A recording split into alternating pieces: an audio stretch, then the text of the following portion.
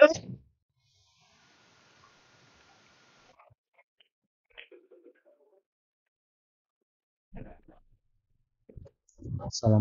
warahmatullahi wabarakatuh. Jumpa lagi dengan saya di kelas kimia analisis. Pada kesempatan kali ini kita akan mempelajari teknik analisis gravimetri.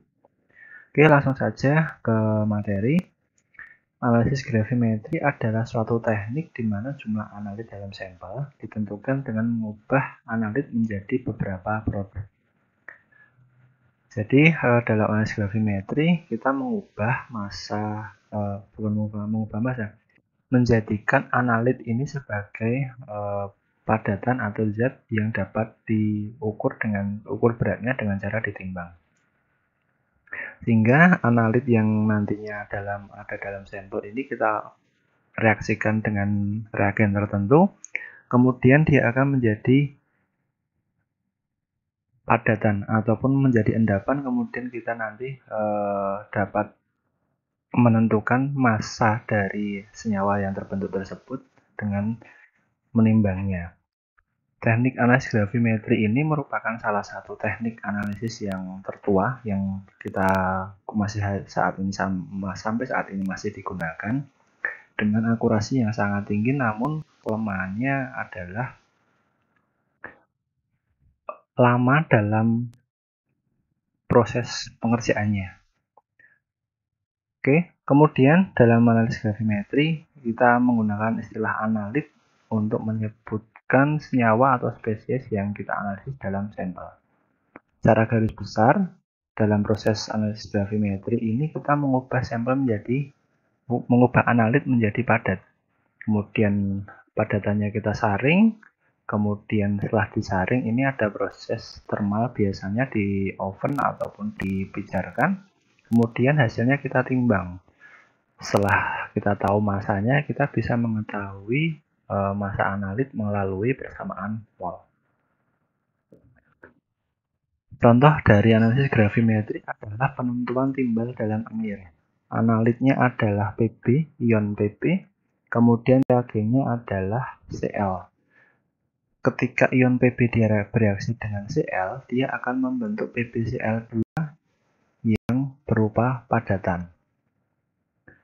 Cl ditambahkan dalam sampel secara berlebih sehingga tidak ada Pb atau ion Pb yang tertinggal. Semua Pb dalam sampel tersebut mengendap menghasilkan senyawa PbCl2.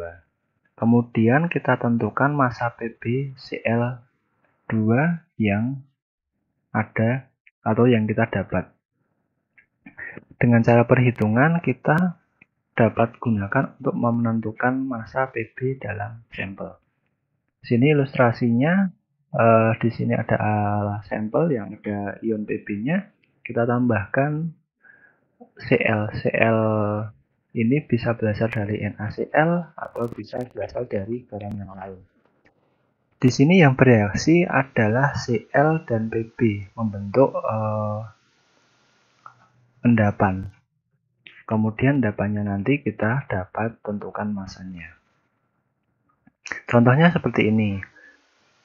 Dalam sebuah analisa, tentukan persentase dari KCl jika dalam padatan sebanyak 5,1367 gram ini menghasilkan AgCl sebanyak 0,8246 gram. Dari reaksi kita tahu bahwa Cl ditambah dengan Ag itu akan menghasilkan AgCl padat. Dari reaksi tersebut dapat kita gunakan untuk menentukan berapa persen HCl atau persen Cl dalam sebuah sampel. Oke, untuk untuk proses pengerjaannya teman-teman nanti dapat lihat di bagian bagian statistika yang kita telah pelajari di sebelum UTS. Oke, lanjut. Jadi secara garis besar analisis gravimetri itu dibagi dua. Yang dari prosesnya yang pertama adalah analisis dengan pembakaran, Yang kedua adalah dengan pengendapan. Kita mulai bahas dari yang proses pembakaran. Proses pembakaran ini adalah metode yang umum digunakan untuk menentukan jumlah karbon dan hidrogen dalam sebuah sampel.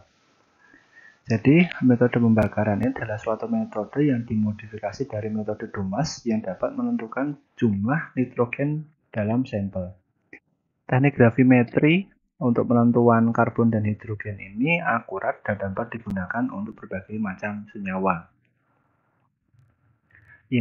Teknik pembakaran ini adalah salah satu teknik yang digunakan untuk mengkarakterisasi sebuah senyawa yang baru didapatkan baik dari sintetis maupun dari senyawa hasil isolasi dari bahan alam.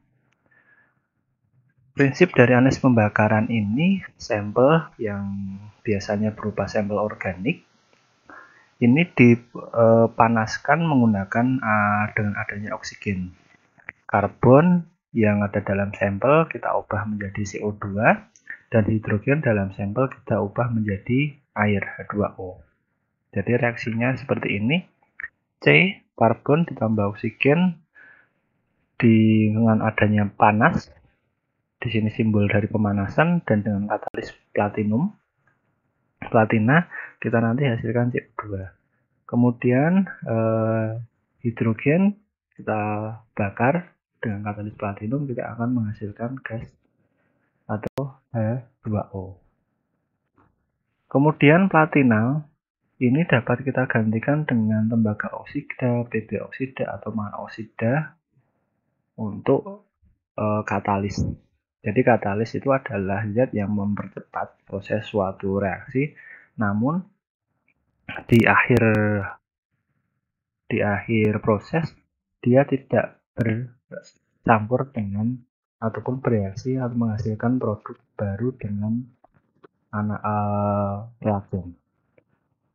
Kemudian pada saat CO2 dan H2O terbentuk, keduanya meninggalkan sampel dan dialirkan ke beberapa chamber atau tempat penampung. Di dalam chamber tersebut telah berisi suatu bahan yang gunanya nanti untuk mengikat CO2 dan H2O yang melewati chamber tersebut.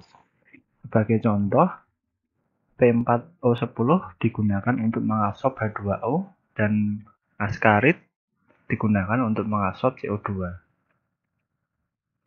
Askarit adalah NaOH yang dilapisi pada silikat non-fiber. Askarit ini contohnya atau bentuknya seperti ini, dari dalam tabung yang nantinya dapat mengikat CO2. Katanya ilustrasinya seperti ini, jadi sampelnya itu dibakar dengan dialiri oleh gas oksigen. Setelah dibakar, dia akan panas, kemudian gasnya lama-lamanya akan habis. Gasnya dilewatkan menjadi dalam pemanas yang di dalamnya ada katalisnya. Kemudian gas tersebut dialirkan ke chamber-chamber ini. Di sini ada chamber yang isinya P4O10, di sini ada 6OH, di sini ada P4O10. Nanti gas CO2 dan H2O-nya akan terperangkap di sini, sedangkan gas oksigennya akan terlepas. Oke, setelah semua sampel terbakar dengan sempurna, kaskarit atau P4O10 ini kita lakukan penimbangan. Jadi sebelum dilakukan proses analisis, itu kita sudah timbang terlebih dahulu. Kemudian setelah analisis, ini didapatkan sampel yang telah dibakar, kemudian didapatkan CO2 dan H2O, kita kemudian timbang lagi P4O10 dan kaskaritnya. Jika terdapat selisih, secara logika beratnya akan bertambah, maka disinyalir di situ terdapat C dan H dalam sampel tersebut. Kemudian sampel jumlah C dan H itu ditentukan berdasarkan mengetahui jumlah sampel yang dibakar.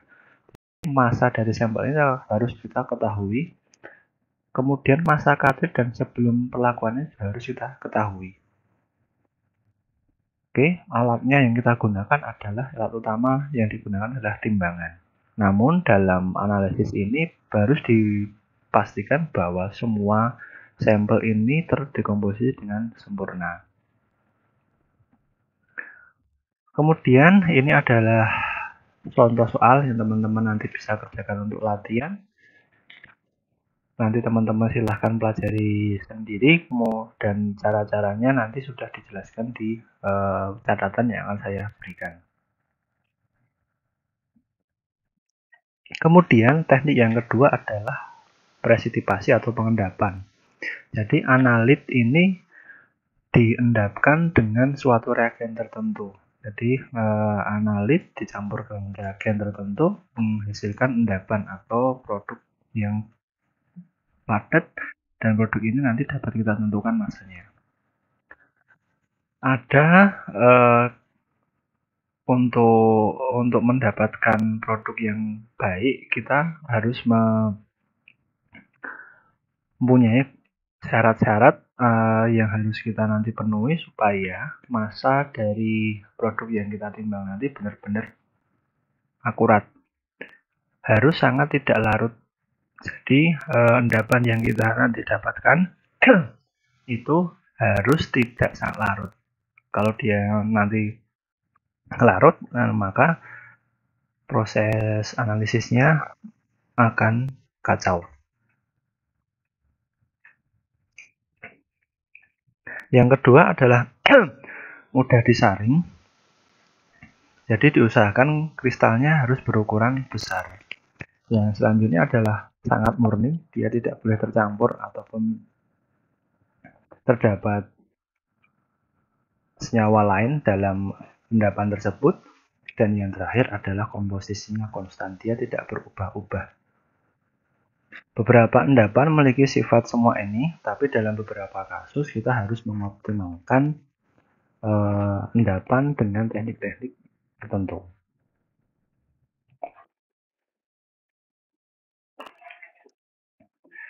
Yang kedua adalah kelarutan. Jadi kelarutan adalah kemampuan suatu bahan untuk melarut. Jadi kemampuannya itu dapat dikurangi dengan beberapa metode. Yang pertama adalah menurunkan suhu larutan. Kita sudah pelajari dulu di praktikum kimia dasar bahwa semakin tinggi temperatur maka kelarutannya akan semakin besar. Yang kedua adalah menggunakan pelarut yang berbeda. Biasanya kalau kita menggunakan pelarut yang sama, misalkan polar dengan polar, ini akan menambah kelarutan. Namun ketika kita gunakan pelarut polar dan sedangkan senyawanya adalah polar, dia akan susah untuk larut. Kita gunakan prinsip like dissolve like. Seperti ini di grafiknya, solubility dengan pH semakin tinggi pH maka kelarutannya akan semakin kecil. Kemudian kelarutan ini adalah juga dipengaruhi oleh ion yang sejenis. Ketika terdapat banyak konsentrasi ion sejenis maka kelarutannya akan semakin berkurang. Sedangkan temperatur ini dari grafik dapat kita dapat semakin tinggi temperatur maka kelarutannya akan semakin bertambah. Rata-rata seperti itu. Dalam analisis gravimetri ini diatur oleh kesetimbangan dari contohnya di sini AgCl. KSP dari AgCl itu adalah 1,8 kali 10 pangkat min 10. Sedangkan kelarutan AgCl adalah konsentrasi Ag ditambah konsentrasi Cl ditambah konsentrasi AgCl2. Ketika ion Cl dan ion Ag bereaksi, dia akan menghasilkan AgCl, larutan AgCl, yang nantinya akan terjadinya pembentukan pasangan ion. AgCl yang terbentuk ini akan bereaksi menjadi AgCl padat karena kelarutan intristik ini. Sedangkan nanti ketika AgCl yang padat tadi ditambahkan dengan Cl, dia akan menjadi AgCl2-. Dan terjadinya itu adalah pembentukan ion kompleks. Untuk persamaannya dapat teman-teman lihat bahwa di sini kelarutan HCl itu adalah konsentrasi HCl dibagi dengan konsentrasi L- dikalikan dengan K origin ditambah Ki tambah ini, dan nantinya akan menghasilkan persamaan K0 per Cl- dikalikan dengan K0. Jadi teman-teman tidak perlu bingung-bingung dengan persamaan, nanti kita tinggal masukkan angkanya saja dan nanti tahu hasilnya. Kemudian yang mempengaruhi dari teknik analisis gravimetri adalah kemampuan penyaringan. Jadi yang produk yang kita harapkan itu adalah memiliki ukuran yang cukup besar sehingga nanti ketika dia disaring itu tidak menyumbat filter atau bahkan lolos saat disaring. Idealnya endapan yang didapatkan itu adalah sebuah kristal murni. Jadi jangan dibayangkan kristalnya itu sebesar jempol ataupun sebesar pelingking, tapi memang sangat-sangat kecil dan itu berbentuk kristal. Dalam beberapa kasus yang didapatkan bukanlah kristal tapi suspensi koloidal. Suspensi koloid ini susah disaring karena ukurannya yang sangat kecil dan cenderung tetap berada dalam larutan dalam waktu yang lama karena adanya gerak Brown. Jadi gerak Brown ini adalah suatu gerakan yang ataupun sifat efek yang ditimbulkan dari tumbukan gerakan dari sebuah molekul. Kemudian suspensi koloid ini ukurannya sangat kecil, antara 1 sampai 100 nanometer, dan itu sangat susah untuk dicari. Hasil dari endapan ini bisa berupa kristal murni atau senyawa koloid, itu tergantung pada kondisi yang digunakan ketika kita melakukan proses pengendapan. Jadi proses pengendapan itu sangat-sangat berpengaruh terhadap hasilnya, mau versi kristal murni ataupun jadi koloid, itu nanti kita dapat tentukan. Kemudian proses pertumbuhan kristal itu kita terangkan atau kita jelaskan melalui beberapa fase. Fase yang pertama adalah fase nukleasi. Jadi molekul larutan berkumpul secara acak dan membentuk agregat-agregat yang kecil. Agregat-agregat ini kemudian dia bertumbuh untuk menjadi lebih besar dan membentuk kristal. Jadi dari agregat ini, kemudian agregat dalam satu klaster ini dia akan tumbuh satu persatu atau demi tahap. Kemudian semuanya, karena agregatnya itu jumlah banyak, dia berkumpul berbentuk menjadi satu kristal yang lebih besar. Terbentuk inti kristal, kemudian dia tumbuh, kemudian yang lain juga tumbuh, dia kemudian selanjutnya bergabung menjadi satu. Oke, untuk pertumbuhan kristal, nukleasi dan pertumbuhan partikel selalu bersaing untuk molekul atau ion. Jika nukleasi lebih cepat dari pertumbuhan partikel, maka jumlah besar agregat kecil terjadi akibat pemberian suspensi koloid. Kemudian jika pertumbuhan partikel lebih cepat dari nukleasi, hanya sedikit atau partikel besar yang membentuk kristal murni. Jadi suspensi koloid ini bisa kita konversikan menjadi bentuk kristal. Yang mulanya dia tidak ada bentuk kristal, setelah adanya pembentukan kristal mulai dari nukleasi, kemudian pertumbuhan, lama-lama dari yang sedikit dia bertumbuh menjadi banyak. Dengan kristal ini nanti akan kita saring. Kemudian pada proses pertumbuhan kristal, laju nukleasi dan laju pertumbuhan partikel ini bergantung pada jumlah zat terlarut dari pengendap yang ada. Jumlah ini dijelaskan oleh kuantitas yang dikenal sebagai supersaturasi relatif dengan simbol R.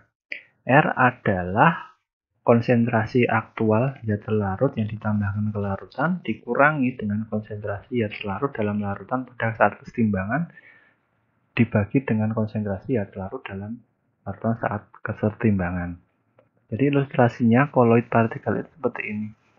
Dia sudah membentuk beberapa ada klaster, namun di sekelilingnya ini masih terdapat ion yang membatasinya untuk berkembang atau bertumbuh. Kemudian dalam perhitungan ini, jika nilai R-nya didapatkan adalah nilai yang besar, maka jumlah relatif besar zat terlarut dalam larutan, kemudian mendukung nukleasi dan pembentukan koloid. Jangan sampai nilai R ini besar, usahakan nilai R-nya kecil. Dalam gravimetri, berdasarkan endapan, nilai R yang setara dengan 1 yang kecil diinginkan untuk mendukung pertumbuhan kristal yang besar. Kemudian untuk meminimalkan nilai R, kita dapat melakukan beberapa langkah ini. Yang pertama adalah meningkatkan suhu larutan. Suhu larutan akan meningkatkan S. Nilai S dari ini S simbol dari yang tadi, persamaan yang tadi. Ketika suhu larutan kita naikkan, akan meningkatkan jumlah zat yang terlarut yang dapat berada dalam larutan pada saat kesetimbangan. Kemudian teknik yang kedua adalah menambahkan reagen pengendap atau partisipan secara perlahan sambil menyampur larutan dengan kuat. Yang kita lakukan adalah menghindari konsentrasi larutan lokal yang tinggi. Yang kedua adalah menghindari nukleasi dan pembentukan koloid.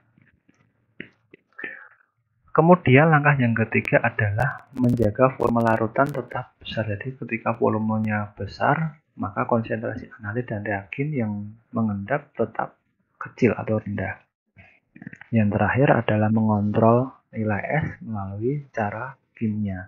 Yang pertama dapat dilakukan adalah dengan mengatur pH ataupun dengan menambahkan agen pengompleks.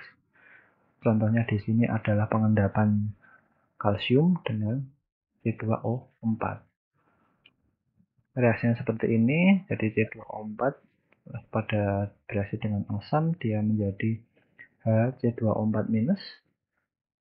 Dan C2 plus ini bereaksi dengan C2O4 menjadi CaC2O4 yang dia berupa endapan. Dalam analisis menggunakan teknik pengendapan, presitipasi homogen ini adalah agen pengendapan yang dihasilkan langsung dalam larutan dengan menambahkan bahan kimia.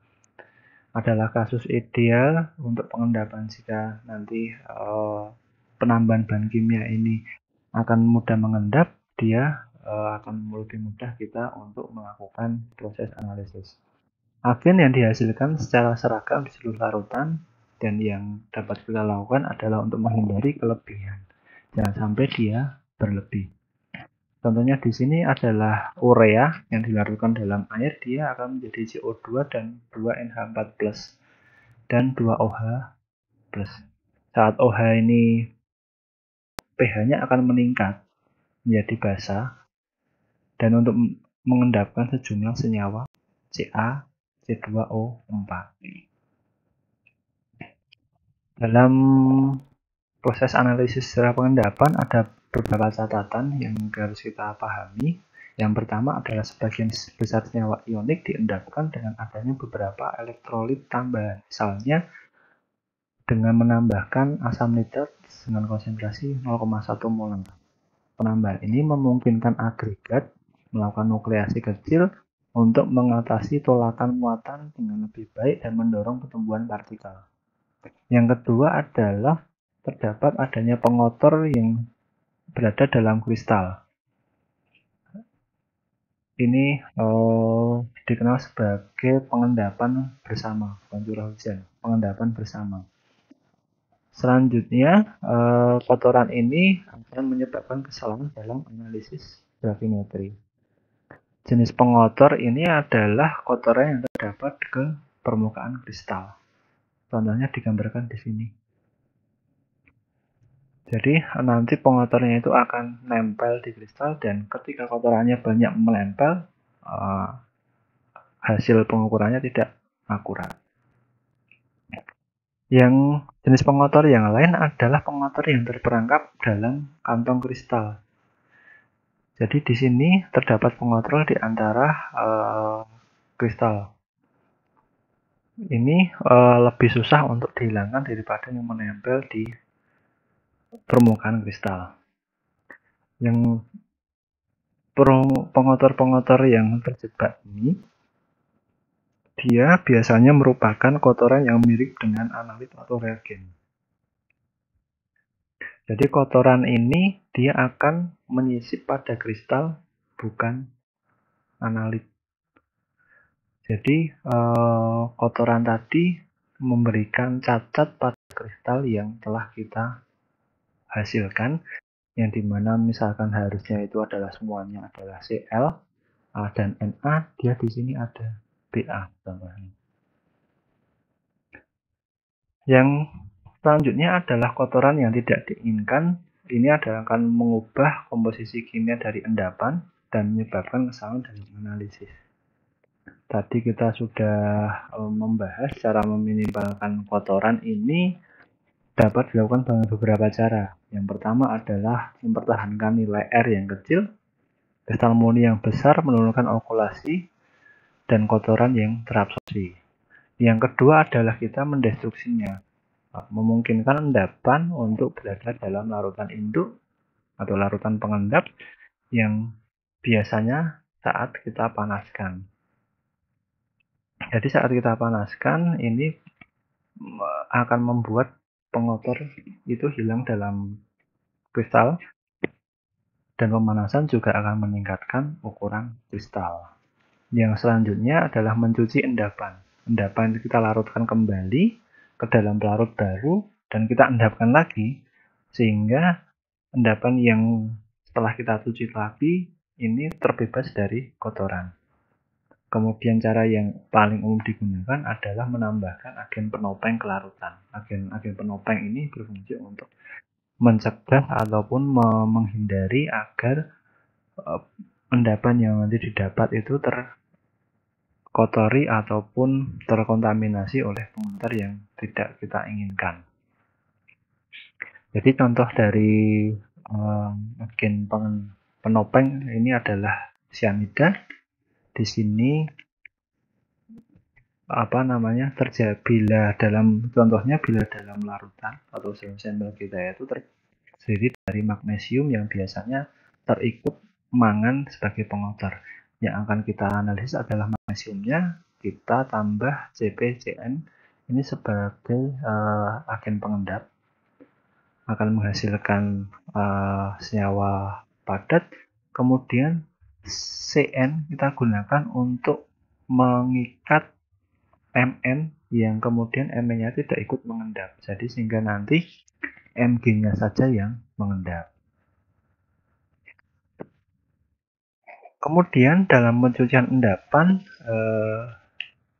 perlu diperhatikan ketika endapannya terdiri dari senyawa ionik, membutuhkan elektrolit dalam larutan mencuci yang menjaga endapan agar tidak pecah dan larut kembali. Jadi hati-hati ketika endapannya adalah senyawa ionik, endapan tersebut dapat larut kembali. Kemudian elektrolit harus dapat menguap. Elektrolit ini dihilangkan dengan cara kita keringkan nanti, dan nanti akan menguap dengan pelarutnya dihilangkan, dikeringkan. Pencuciannya menggunakan HNO3, HCl, NH4, NO3 dan lain-lain. Contohnya di sini adalah larutan atau endapan AgCl tidak boleh dicuci dengan H2O ataupun dengan air. Kalau dicuci dengan H2O, air, dia akan larut. Untuk menghindarinya, kita mencucinya dengan asam nitrat NCR. Kemudian pada saat pengeringan ataupun pemijaran, ini banyak endapan yang masih mengandung air di dalamnya dengan jumlah yang tidak bisa kita kontrol atau bervariasi. H2O ini bisa berasal dari udara ataupun bisa berasal dari larutan yang tadinya kita gunakan. Untuk menghindari itu, endapan kita keringkan untuk pengukuran massa yang lebih stabil dan akurat. endapan yang kita hasilkan itu juga dapat dipijarkan atau kita bakar. Untuk merubah ketika kita bakar ini akan komposisi kimianya akan berubah. Contohnya di sini adalah FeHCO3 dengan air, mengandung air di dalamnya. Kita nggak tahu berapa airnya, berapa di sini. Meskipun itu dalam padatan. Kita panaskan pada suhu 850 derajat Celcius selama 1 jam, akan terbentuk Fe2O3 padat yang dia tidak mengandung air dan solid. CO2-nya akan hilang, H2O dan C-nya akan hilang sebagai CO2 dan H2O-nya juga hilang. Sehingga kita akan timbang Fe2O3-nya saja. Oke, kenapa analisis gravimetri saat ini masih dipertahankan ataupun digunakan dalam banyak teknik analisis? Yang pertama adalah teknik ini adalah sangat akurat. Yang kedua murah, peralatan utamanya adalah reaksi, kesetimbangan. Yang ketiga adalah sebenarnya adalah kekurangan, metodenya lebih membosankan dari pendekatan lainnya. Membosankan maksudnya di sini lama, harus mengendapkan, kemudian mencuci, kemudian menimbang, dan kita harus menyingkirkan interferen-interferen yang lain. Itu akan menjadi problem bagi analis dalam menerapkan teknik ini.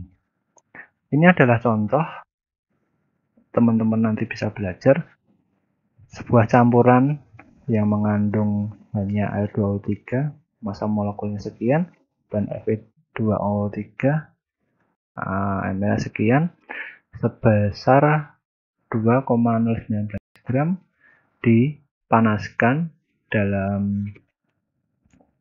dengan H2, dengan gas hidrogen. Al2O3-nya tidak berubah, tapi Fe2O3-nya terkonversi menjadi metal logam Fe plus H2O. Jika residunya sebanyak sekian, tentukan persen Fe2O3 yang ada dalam campuran. Oke, sampai di sini untuk analisis gravimetri. Sampai jumpa di pertemuan berikutnya. Selamat belajar.